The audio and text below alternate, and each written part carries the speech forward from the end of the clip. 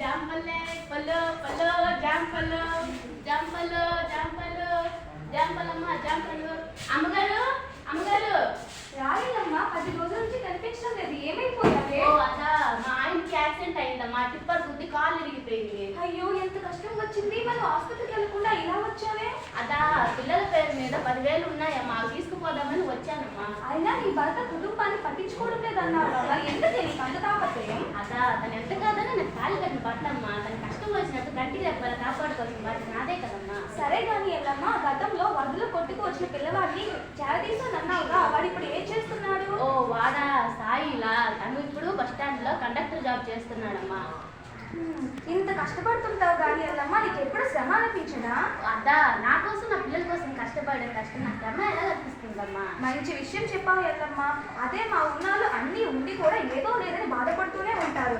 అలాంటి వాళ్ళు నిన్ను చూసి సిగ్గుపడాలి. సరే అమ్మా, ఇక నేను వెళ్ళొస్తాను.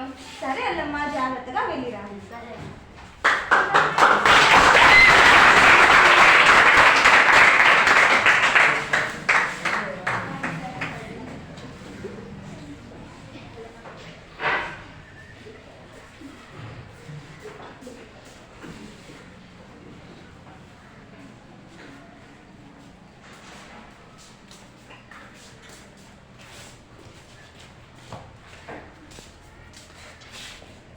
ఎల్లమ్మగా యాక్షన్ చేసిన అమ్మాయి పేరు పుణ్యవతి, 10th క్లాస్.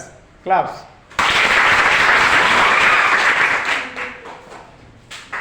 ఎల్లమ్మ యొక్క అమ్మగారు యాక్షన్ చేసిన అమ్మాయి పేరు స్నేహ. ఏ క్లాస్ అమ్మా? 10th class. 10th class.